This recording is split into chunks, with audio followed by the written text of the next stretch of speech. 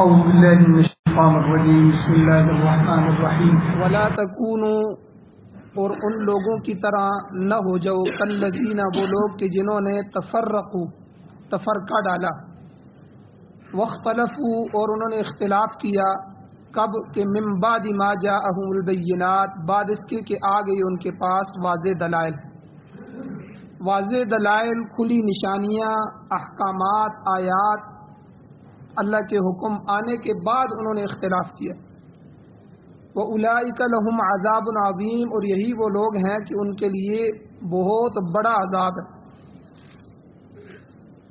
یوم تبیض، قیامت کا ایک دن آنے والا ہے جس دن تبیض وجوہ، بہت سے چہرے سفید ہوں گے، روشن ہوں گے، وتسود وجوہ، اور بہت سے چہرے سیاہ رنگ کے ہوں گے۔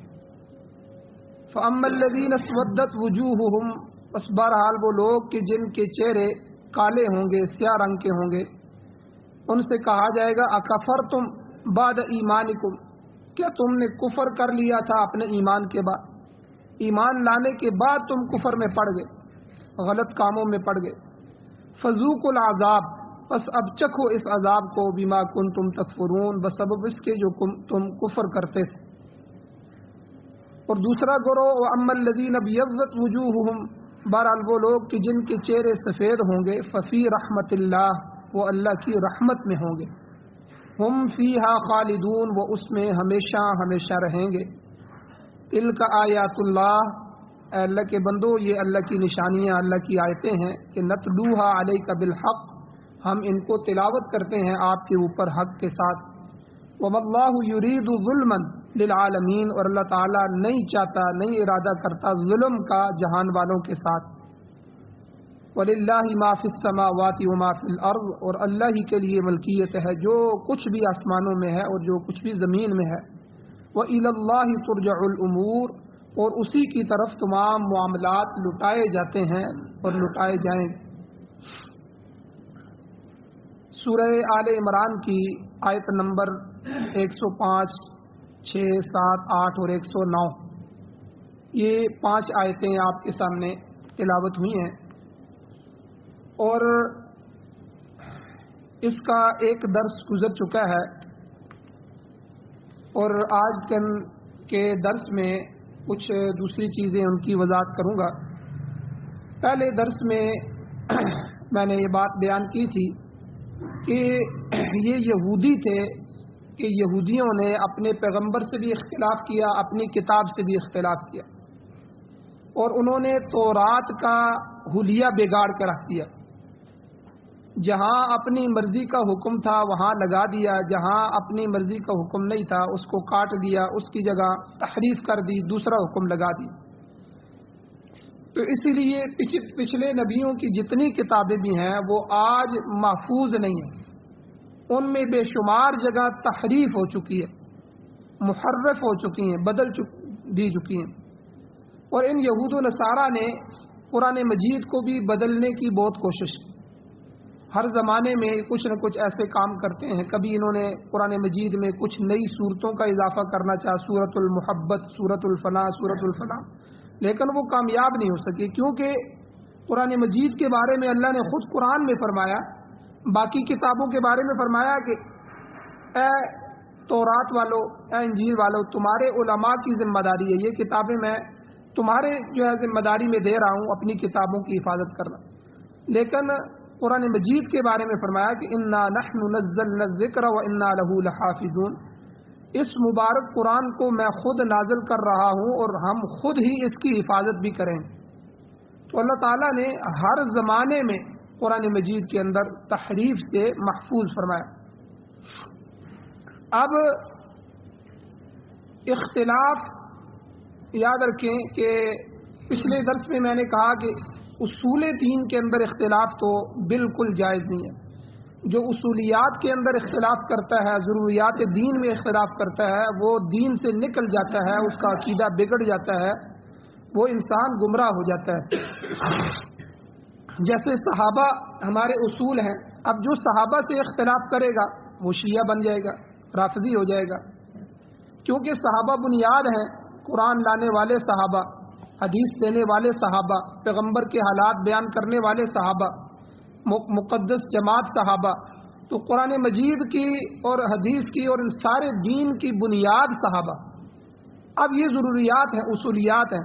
اب جو بندہ کہے جی وہ تو کافر ہو گئے تھے، وہ تو مرتد ہو گئے تھے، نعوذ باللہ انہوں نے اپنے مفاد کے لیے اسلام کو قبول کیا تھا اور حکومتوں میں آنے کے لیے اسلام کو قبول کیا تھا، اور کئی بدبخت تو یہاں تک کہ ہے کہ انہوں نے اپنی بیٹیاں بھی پیغمبر کو اس لیے دیں کہ پیغمبر کے بعد جانشینی مل سکے، تو یعنی اس حد تک بدبختی میں گزر گئے۔ تو بہرحال اسی طرح مرزائیوں نے اصول کے اندر اختلاف کیا، قادیانیوں نے۔ اب اصولی بات یہ ہے، دین کی ضروریات دین میں سے ہے، عقائد میں سے، اصولی عقائد میں سے ہے کہ حضور علیہ الصلوۃ والسلام پیغمبروں میں سے آخری پیغمبر۔ اللہ نے حضرت آدم علیہ الصلوۃ والسلام سے جو پیغمبروں کا، نبیوں کا سلسلہ شروع فرمایا، پھر ہر قوم اور ہر قبیلے کے لیے، ہر علاقے کے لیے اللہ نبی بھیجتے رہے۔ وہ نبی فوت ہوتے رہے یا شہید ہوتے رہے، پھر دوسرے نبی آتے رہے۔ انبیاء کا یہ سلسلہ چل رہا تھا، یہ چلتے چلتے چلتے حضور پر آ کے ختم ہو گیا۔ اب حضور علیہ الصلوۃ والسلام آخری نبی ہیں، اب حضور کے بعد قیامت تک کسی نبی نے نہیں آنا۔ یہ وہ عقیدہ ہے جو بنیادی عقیدہ ہے، جسے عقیدہ ختم نبوت کہتے ہیں۔ اب مرزائیوں نے اس پر ڈاکہ مارا، انہوں نے کہا کہ نہیں، ایک نبی اور آنے والا ہے، وہ آ گیا ہے، وہ مرزا قادیانی۔ اب پہلے اس نے مہدی ہونے کا دعویٰ کیا کہ وہ مہدی مسیح موعود جسے کہتے ہیں، عیسیٰ علیہ السلام دوبارہ لوٹیں گے، وہ میں ہوں۔ پھر اس نے جو ہے پیغمبر ہونے کا دعویٰ کیا، پھر اس نے خدا ہونے کا دعویٰ بھی کیا، خدا کا بیٹا ہونے کا دعویٰ بھی کر دیا، پتہ نہیں کتنے دعوے، بے شمار دعوے اس نے کر دیے۔ تو بہرحال اصول دین میں سے اختلاف جو ہے وہ اہل سنت والجماعت کے دائرے سے انسان کو نکال دیتا ہے، وہ کفر کی صف میں شامل ہو جاتا ہے۔ اسی طرح اصول دین میں سے ایک اصول یہ ہے کہ احادیث مبارکہ، جتنی بھی احادیث مبارکہ جن میں ضعف نہ ہو، جو من گھڑت نہ ہو، جن کو محدثین نے اور اصحاب رجال نے جو ہے رجال کی پڑھ کر کے جو ہے بتا دیا ہے، اب جو صحیح احادیث ہے ان میں سے کسی ایک حدیث کا انکار کرنا بھی انسان کو جو ہے ایمان سے نکال دیتا ہے۔ تو پورا ذخیرہ حدیث کا انکار کرنا، یہ تو ایمان بالکل چلا جاتا ہے۔ تو ہمارے ہاں جماعت المسلمین، تو منکرین حدیث بھی ان کو کہتے ہیں، یہ ایک ایسی جماعت ہوئی کہ کراچی میں یہ زیادہ موجود تھے، کیونکہ کیپٹن مسعود الدین عثمانی یہ ان کا جو بڑا تھا یہ وہاں ہوا۔ تو اس نے کہا کہ دیکھو اب عجیب عجیب طریقے سے لوگوں کو بگاڑ پیدا کرتے ہیں، وسوسے ڈالتے ہیں۔ اس نے کہا کہ دیکھو حضور کی مثال تو ڈاکیے کی ہے، اب ڈاکیا اس کے ذمے ہے کہ جو خط ہمارے تک پہنچانا ہو وہ ہمارے تک پہنچا کے چلا جائے۔ اب وہ خط کیا ہے وہ ہم نے خود پڑھنا ہے، اس خط میں لکھا کیا ہے، اس خط کی تشریحات کیا ہے، اس کا کرنا کیا ہے، یہ ہمارے ذمے ہے۔ اب ہم ڈاکیوں کو نہیں روکتے کہ ڈاکیوں کو یہ جب خط لے کے آیا ہے تو اس کو کھول بھی اور اس کو پڑھ بھی اور پھر ہمیں بتا بھی اور پھر اس کی تشریح بھی کر، پھر ہمیں کر کے دکھا، جیسے تم کہو گے ہم ویسے کریں گے۔ اب یہ مثال دے کے اس نے حضور کو یہاں فٹ کرنے کی کوشش کی، نعوذ باللہ، احادیث کو ختم کرنے کے لیے، انکار کرنے کی۔ اس نے کہا کہ یہ اصل اللہ نے ہمیں کتاب دینی تھی، کتاب اللہ کا ایک خط ہے اور حضور کے واسطے سے آنا تھا، حضور ایک ڈاکیا تھے۔ جب حضور آئے اور حضور اللہ کا قرآن ہمیں دے کے چلے گئے تو اب ہم نے حضور سے نہیں پوچھنا کہ آپ ہمیں تشریح کر کے بتائیں کہ نماز کیا ہے، اس کی رکعتیں کیا ہے، اس قرآن میں اس خط میں کیا ہے۔ اب ہمیں خود اس کو دیکھنا ہوگا، ہم خود قرآن پڑھیں گے تو ہدایت پا جائیں گے۔ حالانکہ امت کا یہ مسلمہ اصول ہے کہ قرآن اگر اصول ہے تو حدیث اس کی تشریح ہے۔ اگر قرآن میں اقیم الصلاۃ، نماز پڑھو، نماز نہ پڑھنے کے عذاب، اب نماز ہے کیا، اس کی تشریح کیا ہے، وہ حضور کے دروازے پہ آنا ہوگا۔ سنت ہمیں بتائے گی کہ نمازیں 5 وقت کی ہیں دن میں، ٹھیک ہے، فلاں نمازیں ہیں، بے شمار مسائل ہیں، رکعتیں کتنی ہیں، ان رکعتوں میں پڑھنا کیا ہے، اور رکوع کی تسبیحات کیا ہیں، سجدے کی کیا ہے، ٹھیک ہے، اس میں واجبات کتنے ہیں، فرائض کتنے ہیں، اور نمازوں کے اندر رکھتے ہیں اور سنتیں کتنی ہیں، سنت موقدہ کون سی ہے، غیر موقدہ کون سی ہے۔ تو یہ ساری تشریح. اسی طرح زکوٰۃ دو زکوٰۃ دو زکوٰۃ دو، قرآن مجید میں تو اصول بیان کر دیا. زکوٰۃ دو، زکوٰۃ اللہ کا حکم ہے، زکوٰۃ فرض ہے، زکوٰۃ ارکان اسلام میں سے. زکوٰۃ نہ دینے والوں کے لیے قیامت کے دن یہ عذاب ہو. اب اے اللہ زکوٰۃ ہے کیا چیز؟ میں نے اپنے پیغمبر کو بھیجا ہے جو اس سے پوچھ لو کہ زکوٰۃ کیا ہے. اب حضور کے دروازے پہ آتے ہیں، حضور ہمیں بتاتے ہیں کہ سونا اور چاندی اتنی اتنی مالیت کی ہو جائے، اتنا اتنا نصاب ہو جائے، اس پر اتنی زکوٰۃ دینی ہے. اونٹوں کی اتنی زکوٰۃ ہے، گھوڑوں کی اتنی زکوٰۃ ہے، گایوں بکریوں کی اتنی زکوٰۃ ہے، اور پھر زمین کا عشر ہے تو وہ اتنا ہے. یعنی بے شمار مسائل ہیں، وہ حضور نے حل فرمائے، حدیث میں آتے ہیں. اب جو بندہ ذخیرہ حدیث کا انکار کر دیتا ہے تو گویا کہ وہ اسلام سے نکل جاتا ہے. تو یہ میں مسلمانوں کے یعنی جو فرقے جو اپنے آپ کو مسلمان کہتے ہیں لیکن اصولیات سے انکار کر کے وہ دین سے خارج ہو گئے. تو اس لیے ایک بات یہ یاد رکھیں، اصول دین سے اختلاف انسان کو دین سے خارج کر دیتا ہے. ہاں فروعات کے اندر، دوسرا نمبر، فروعات کے اندر اختلاف جائز ہے.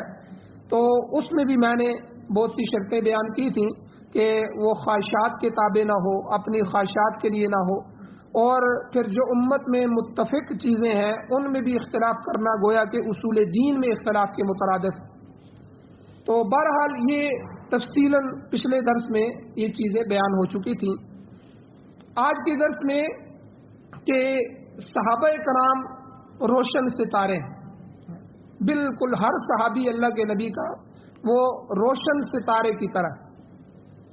تو نفسانیت سے مبرہ اور پاک فروعی اختلافات صحابہ میں بھی ہوئے ہیں، بلکہ حضور کے زمانے میں ہوئے. حضور موجود تھے تو حضور کے زمانے میں بھی اختلاف ہوئے ہیں، لیکن ان میں ان کا نفس نہیں تھا. ان کا مقصد جو ہے راجے پہلو کو اختیار کرنا تھا، ان کا مقصد مقصود کو حاصل کرنا تھا. میں ایک مثال دیتا ہوں کہ غزوہ احزاب ہوا، غزوہ خندق. غزوہ خندق یہ وہ مشکل ترین جنگ تھی جو حضور علیہ السلام اور مسلمانوں کے خلاف کی.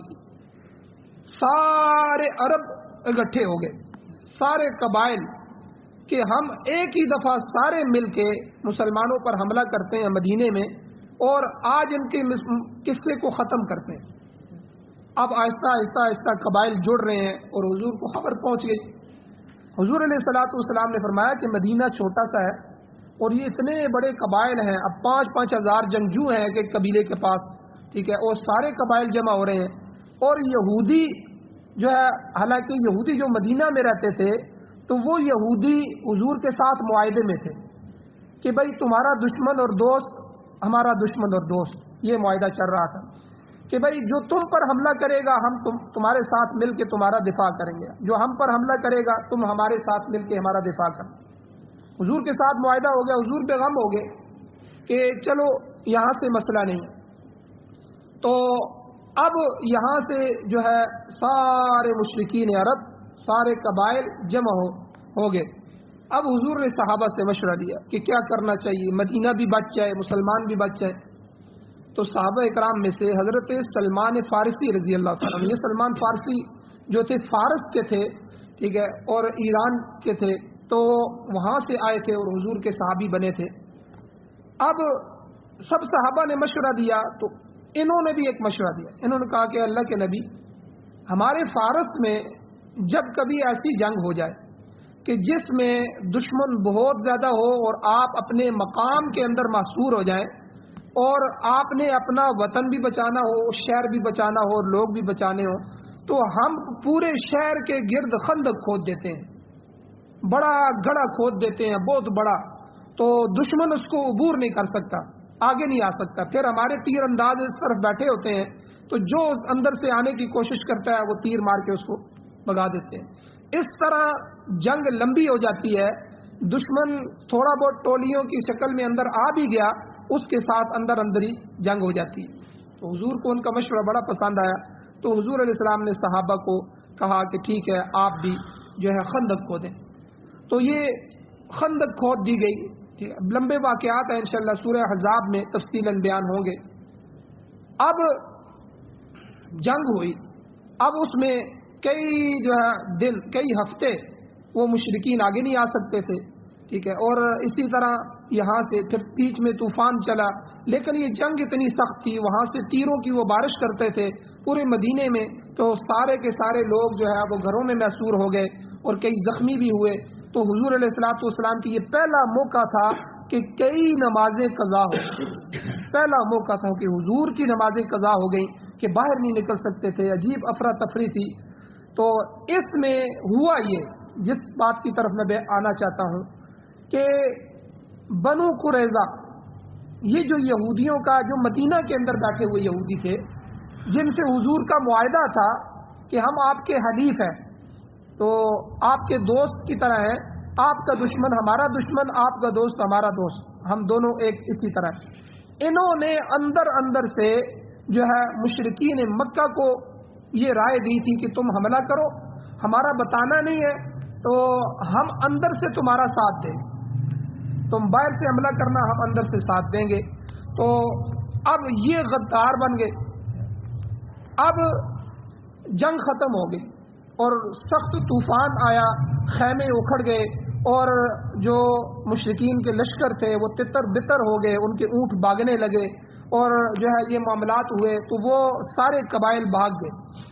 تو اس غزوے میں اللہ نے فتح عطا فرما دی، اب مدینہ بھی بچ گیا، لوگ بھی بچ گئے۔ اب جو ہی حضور ہتھیار اتارنے لگے، جنگ ختم ہو گئی ہتھیار، تو حضرت جبرائیل آ گئے اللہ کے حکم سے کہ حضور آپ ہتھیار اتار رہے ہیں، حالانکہ فرشتوں نے ابھی ہتھیار نہیں اتارے۔ تو اس جنگ میں فرشتے بھی اللہ کی نبی کی مدد و نصرت کے لیے اللہ نے بھیجے تھے۔ تو فرمایا پھر کیا حکم ہے اللہ کا؟ تو بھئی حکم یہ ہے کہ آپ بنو قریظہ میں پہنچے، بنو قریظہ نے جو بدعہدی کی ہے، جو انہوں نے غداری کی ہے، ان کے ساتھ جنگ کریں، ان کو سزا دیں۔ اب یہاں میں جو صحابہ کا اختلاف، صحابہ کا اجتہاد میں بیان کرنا چاہتا تھا، مقصد یہ تھا، اب صحابہ کو حضور نے حکم فرمایا کہ بھائی ٹائم تھوڑا ہے، تو آپ نے عصر کی نماز جا کے بنو قریظہ میں پڑھنی ہے، یعنی جلدی پہنچو۔ کسی آدمی کو جلدی پہنچنے کا کہا جائے کہ بھائی ٹائم تھوڑا ہے، فاصلہ زیادہ ہے، یار زور وہاں جا کے پڑھنا، حالانکہ لمبا فاصلہ ہے، مقصود یہ تھا کہ جلدی پہنچو، تو عصر کی نماز بنو قریظہ میں جا کے پڑھو۔ اب سب صحابہ تیار ہو گئے، گھوڑے تیار کر لیے، زرے پہن لی، اپنے تیر تلوار جو بھی اسلحہ تھا وہ لے لیا اور نکل گئے۔ اب جب رستے میں جا رہے ہیں تو رستے میں ہی عصر کی اذانیں ہو گئی، عصر کی نماز کا وقت ہو گیا۔ اب صحابہ میں اختلاف ہو گیا۔ ایک گروہ صحابہ نے کہا کہ دیکھو حضور نے فرمایا تھا کہ عصر تم نے بنو قریظہ میں پڑھنی ہے، اب حضور کا حکم ہے، ہم اس حکم کو پورا کریں گے، چاہے ہماری عصر قضا ہوتی ہے، جو بھی ہو، حضور کا حکم تھا، ہم عصر جا کے بنو قریظہ میں ہی پڑھیں گے۔ اور دوسرے صحابہ کا گروہ تھا، انہوں نے کہا کہ بھائی مقصد حضور کا یہ نہیں تھا، مقصد یہ تھا کہ بھائی تم جلدی سے جلدی بنو قریظہ پہنچو، یہاں تک کہ عصر سے پہلے وہاں پہنچ جاؤ۔ اب جب ہم نہیں پہنچ سکے تو نماز اللہ کا حکم آ گیا، حضور کا مقصد اور منشا یہ نہیں تھا، اب نماز یہاں پڑھ لینی چاہیے، تو چاہے ہمیں تھوڑی سی دیر ہو جائے گی، ہم جو ہے بنو قریظہ پہنچ جائیں گے۔ اب یہ دونوں صحابہ کرام اپنے اپنے گروہ کے ساتھ ایک آگے نکل گئے کہ نہیں بھائی ہم نے وہاں ہی پڑھنی ہے، دوسرے یہاں پڑھنے لگ گئے۔ تو جب انہوں نے یہاں پڑھی تو ظاہر بات ہے کہ حضور بھی وہاں پہنچ گئے، تو یہ لیٹ ہو گئے اور وہ پہلے پہنچ گئے۔ اب جو پہلے پہنچے تھے ان کی عصر کی نماز قضا ہو گئی، جب وہاں پہنچے تو وہاں اذانیں شروع ہو گئی مغرب کی۔ اب وہاں جب مغرب کے وقت پہنچے تو انہوں نے عصر کی قضا کی۔ اب یہ دونوں مجمع حضور کے سامنے پیش ہوا، تو انہوں نے کہا کہ ایک گروہ نے کہا کہ اللہ کے نبی آپ نے حکم دیا تھا کہ عصر کی نماز وہاں پڑھنی ہے، تو ہم آپ کے حکم کی خلاف ورزی نہیں کر سکتے تھے، ہمیں پتہ تھا کہ ہماری عصر نکل جائے گی، لیکن ہم نے کوشش کی ہے تو عصر قضا ہو گئی ہے، اب ہم نے یہاں آ کے قضا پڑھی ہے۔ دوسرے گروہ نے کہا کہ اللہ کے نبی آپ کا منشا یہ تھا کہ ہم جلد از جلد پہنچے، وہ ہو نہیں سکتا تھا، تو ہم نے کہا کہ عصر کی نماز یہیں پڑھ لیں، پھر ہم چلے جائیں گے، پہنچ جائیں گے۔ تو اللہ کے نبی صلی اللہ علیہ وسلم نے دونوں کو صحیح کہا کہ بھئی تم دونوں نے اپنا اجتہاد کیا ہے اللہ کے نبی کے حکم کو پورا کرنے کے۔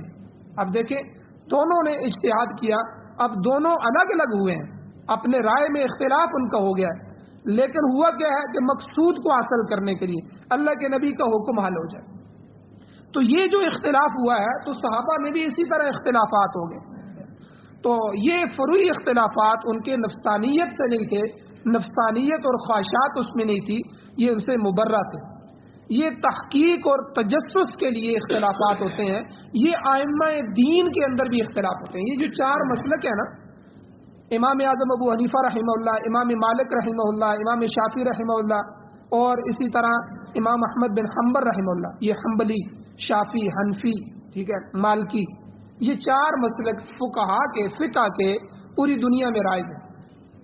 اچھا، ان کا اختلاف بھی آپس میں نفسانیت کے لیے نہیں ہوتا، قرآن و سنت سے مسائل کے حل کرنے کا ہوتا ہے کہ نئے مسائل، پیش آمدہ مسائل جو پیش آ رہے ہیں ان مسائل کو حل کیا جائے. اب اس حل کرنے میں ان کا اختلاف بھی ہو جاتا ہے.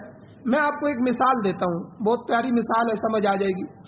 کئی مثالیں میں نے پچھلے درسوں میں بھی دی ہیں، اور جس طرح ٹیکے کی مثال ہے، روزہ ٹوٹتا ہے کہ نہیں ٹوٹتا، اسی طرح کئی اور مثالیں. ایک مثال اور ہے، حضور علیہ الصلوۃ والسلام نے فرمایا، حدیث میں آتا ہے، سونا اور چاندی، اس کی اگر بے کرنی ہو، سونے اور چاندی کو، تو اس کو مثلاً بھی مثلاً، ٹھیک ہے، اور ایک جو ہے سونے کو اتنا ہی دینا ہوگا، ایک جیسے وزن، اور نقد دینا ہوگا. اس میں ادھار جائز نہیں ہے. اس میں آگے کئی مسائل ہیں وہ فقہا نے بیان کیے ہیں. تو اس کو نقد کرنا ہوگا ایک ہی مجلس میں سونے چاندی میں. تو یہ تو صحابہ کو مسئلہ پتہ تھا، یہ تو کوئی نہیں تھا. اب عام چیزوں میں بھی اسی طرح ہے. تو اس میں 6 چیزیں حضور نے ایک حدیث میں گنوائی. حضور نے فرمایا، نمک کے بدلے میں، ٹھیک ہے، گندم کے بدلے میں، کھجور کے بدلے میں، جو کے بدلے میں. اسی طرح یعنی 6 چیزیں حضور نے فرمایا ان کو برابر سرابر دو، سوا امبی سوا، کہ جب بھی آپ نے اس کو آپس میں ایک دوسرے کو لین دین کرنا ہے تو برابر سرابر. اگر گندم کے بدلے میں گندم لینی ہے تو پھر برابر سرابر ہوگا، پھر کمزور گندم اور اعلیٰ گندم نہیں دیکھی جائے گی. اب یہ مسئلہ جو ہے صحابہ کے درمیان آ گیا. ایک مسئلہ آ گیا، حضرت ابو ہریرہ رضی اللہ تعالیٰ عنہ تشریف لائے. انہوں نے کہا کہ حضور، یہ جو اجوا کھجوریں ہوتی ہیں، اجوا کھجور کیونکہ مہنگی ہوتی ہے، آج بھی مہنگی ہے، تو یہ تو 2800، 3000، 3500 روپے کلو ہوتی ہے، اتنی مہنگی کھجوریں ہوتی ہیں. اور دوسری 200 روپے، 250 روپے، 300 روپے کلو ہوتی ہے.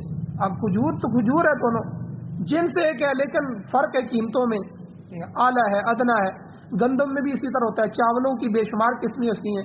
چاول جو ہے اعلیٰ قسم کا ہوتا ہے، ادنا ہوتا ہے، 150 200 روپے کلو بھی ملتے ہیں، اور ایک جو ہے وہ 85 80 روپے کلو بھی ملتا ہے. تو یعنی چیزوں کے اعلیٰ ادنے میں فرق ہوتا ہے. تو انہوں نے کہا کہ حضور، ہم کبھی اس طرح کرتے ہیں کہ کھجور کو کھجور کے ساتھ بیچنا ہو تو ہم اعلیٰ قسم کی کھجور کلو دے کے دوسری زیادہ لے لیتے ہیں. تو حضور علیہ السلام نے فرمایا کہ یہ تو سود ہے، یہ تو جائز نہیں ہے. ان چیزوں کا جو ہے آپس میں برابر سرابر کرنا ہوگا. پھر حضور نے اس کا اسی حدیث میں حال بھی ارشاد فرما دیا. حال یہ ارشاد فرمایا کہ مثال کے طور پہ اگر اجوا کھجور 2200 روپے کلو ہے اور دوسری کھجور 200 روپے کلو ہے، اب یہ 11 کلو کا فرق بنتا ہے. وہ 11 کلو ہو اور یہ 1 کلو ہو تو برابر ہوتی ہے، 11 دونے 22. اب آپ اس طرح کرو کہ پہلے اجوا کھجور کو اس پر بیچ دو، بے کرو، ٹھیک ہے، جتنی قیمت میں یہ بنتی ہے، پھر اتنی قیمت دے کے اس کو وہ 11 کلو خرید لو. یعنی بیچ میں 2 سودے کر لو. کھجور کو کھجور کے بدلے میں نہ بیچو، چونکہ اس زمانے میں کھجور زیادہ ہوتی تھی، تو پھر یہ ہر صحابی کا مسئلہ حل ہو گیا. اچھا، یہ تو صحابہ میں تو اتنا ہی ملتا ہے. صحابہ کے بعد جب فقہا کا زمانہ آیا تو فقہا نے اس میں اجتہاد کیا کہ آیا یہ دنیا بھر میں جتنی بھی چیزیں پھیلی ہوئی ہیں ان سب میں یہی حکم ہوگا. حضور نے تو چلو 6 چیزیں بیان فرمائی، اب ان باقی سب چیزوں میں کیا حکم ہوگا؟ اب امام اعظم ابو حنیفہ رحمہ اللہ اور امام مالک رحمہ اللہ، ان کا آپس میں اختلاف ہو گیا. امام مالک رحمہ اللہ کہتے ہیں اس میں، یعنی فقہا کوشش کرتے ہیں کہ اس میں علت تلاش کی جائے، یہ کیسی چیزیں ہیں، ان کس وجہ سے ان کو حرام کیا گیا۔ اب وہ کہتے ہیں کہ یہ ذخیرہ اندوزی کرنے والی چیزیں ہیں کہ ان کو ذخیرہ اندوزی نہیں کی جا سکتی ان کو زیادہ لمبا عرصہ، تو اس لیے ایسی چیزیں امام مالک کہتے ہیں کہ جو ذخیرہ اندوزی والی ہیں ان کو جو ہے ان کے اندر یہی قاعدہ جاری ہوگا کہ ان کو آپس میں جب بھی بیع کی جائے گی برابر سرابر کیا جائے گا، اونچ نیچ نہیں کی جائے گی۔ امام اعظم ابو حنیفہ رحمہ اللہ فرماتے ہیں نہیں، یہ تولنے والی وزن والی چیزیں ہیں تو موزونی ہے، جو بھی وزن والی چیز ہوگی جس کو وزن کر کے ناپا جائے تو اس کو برابر برابر ہی جو ہے اس کے بدلے میں لیا جائے گا، دیا جائے گا۔ چونکہ ہم عموماً یہ کرتے ہیں پیسے دے کے چیز خریدتے ہیں، اس لیے ہمیں اس کی چیز کی سمجھ نہیں آتی۔ جن علاقوں میں جو ہے وہ تبادلہ چیزوں سے ہوتا ہے، بعض دفعہ جوار ہوتی ہے، جوار دے کے گندم لے لیتے ہیں، ٹھیک ہے، چاول دے کے دوسری چیز لے لیتے ہیں۔ یہ پہلے اس کا رواج بڑا ہوتا تھا، ابھی بھی دور دراز دیہاتوں میں ہوتا ہوگا کہیں، تو بہرحال ان مسائل کی وہاں زیادہ ضرورت پڑتی ہے۔ تو یہ یعنی اس طرح کے اختلافات پھر آگے اجتہاد میں آتے ہیں جو ائمہ کے درمیان آئے ہیں، تو یہ دین کو جو ہے وہ روشن کرنے کے لیے، دین کو واضح کرنے کے لیے یہ اختلاف کیے جاتے ہیں۔ گویا کہ یہ اختلاف تلاش حقیقت کے لیے ہوتا تھا، اس کو گمراہی سے تعبیر نہیں کیا جا سکتا۔ اور اسی طرح صحابہ کرام کے متعلق دارقطنی اور ابن عبد البر وغیرہ کے اندر یہ حدیث موجود ہے کہ اللہ تعالیٰ نے حضور نبی کریم صلی اللہ علیہ وسلم سے خطاب کرتے ہوئے فرمایا، یا محمد ان اصحابک عندی کالنجوم، اے محمد صلی اللہ علیہ وسلم آپ کے صحابہ میرے نزدیک ستاروں کی طرح، بعضھا اقوی من بعض، ان میں سے بعض دوسروں سے زیادہ قوی ہیں، اور ایک روایت میں آتا ہے بعضھا اضوع من بعض، ان میں سے بعض جو ہے دوسروں سے زیادہ روشن ہے، یعنی بعض ستاروں کی روشنی بعض کی نسبت زیادہ ہوتی ہے، مگر روشن سب ہی ہیں، کوئی ستارہ تاریک نہیں ہوتا، کوئی ستارہ اندھیرے والا نہیں ہوتا، ہر ستارہ روشن ہوتا ہے، کل نور، تمام کے تمام نور رکھتے ہیں۔ تو ان صحابہ کے متعلق بھی فرمایا، فمن اخذ بشیء مما علیہ، جس شخص نے بھی کسی ایک صحابی کے طریقے کو اختیار کر لیا وہ ہدایت پر چلا گیا۔ دوسری جگہ فرمایا بِأَيِّهِمُ اقْتَدَيْتُمْ اهْتَدَيْتُمْ، تم میں سے ان میں سے کسی ایک کی اقتداء کر لی تو اس نے ہدایت کو پا لیا۔ تو گویا کہ اگر کوئی آدمی کسی صحابی کی بھی بات کو مانتا ہے تو وہ بھی درست ہوگا اور ایسا شخص بھی ہدایت یافتہ ہوگا۔ تو ائمہ کے درمیان بھی جو اختلاف ہوا ہے یہ اسی طرح کا اختلاف ہوا ہے کہ مختلف صحابہ کے عمل ان کے سامنے آئے ہیں، ایک امام نے اس صحابی کا عمل لے لیا کہ وہ حضور سے یہ روایت کر رہے ہیں اور یہ ان کا عمل ہے، اور دوسرے امام نے اس عمل کو لے لیا جو دوسرے صحابہ کے تھے۔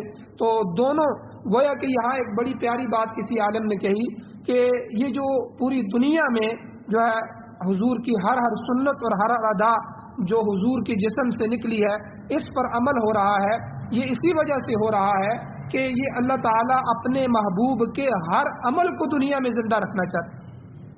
تو اس لیے یہ اختلاف جو ہے یہ سنت کے اندر اختلاف آتا ہے، تو یہ اختلاف بالکل ٹھیک ہے۔ باقی جو اختلاف اصول کے، جس طرح میں نے پہلے کہا تھا روافض شیعہ ہیں یا مرزائی قادیانی ہیں، انہوں نے اصولی اختلاف کیے ہیں، منکرین حدیث ہیں یا اس طرح کے اور بے شمار فرقے ہیں کہ جنہوں نے اصول کے خلاف جو ہے اختلاف کیا ہے تو وہ گمراہ ہو گئے ہیں اور دین اسلام سے نکل گئے ہیں۔ اللہ جل شانہ سے دعا ہے اللہ ہمیں عمل کی توفیق عطا فرمائے۔ آمین۔ الحمدللہ رب العالمین والعاقبۃ للمتقین والصلاۃ والسلام علی رسولہ النبی الامی الکریم۔ یا اللہ ہماری کمیوں کوتاہیوں کو معاف فرمائیے، درگزر فرمائیے، صغیرہ کبیرہ گناہوں کو معاف فرمائیے۔ یا اللہ قرآن سنت پر عمل کرنے کی توفیق عطا فرمائیے۔ یا اللہ اس کو سننے، سمجھنے، عمل کرنے کی توفیق عطا فرمائیے۔ یا اللہ پوری دنیا میں اس نظام کو نافذ فرمائیے۔ یا اللہ قرآن و سنت کی بہاریں نصیب فرمائیے۔ یا اللہ جو بیمار ہیں ان کو شفا عطا فرمائیے، جو مقروض ہیں ان کے قرضوں کے پورا کرنے کے اسباب پیدا فرمائیے۔ یا اللہ ہماری ہدایت کے فیصلے فرمائیے۔ یا اللہ ہمیں گمراہ نہ فرمائیے۔ یا اللہ اپنی رضا نصیب فرمائیے، ہر لمحے اپنی ناراضگی سے محفوظ فرمائیے، اپنے غضب اور غصے اور انتقام سے ہمیں محفوظ فرمائیے، خاتمہ ایمان پر فرمائیے۔ صلی اللہ تعالی علی خیر خلقہ محمد وآلہ وصحبہ اجمعین برحمتک یا ارحم الراحمین۔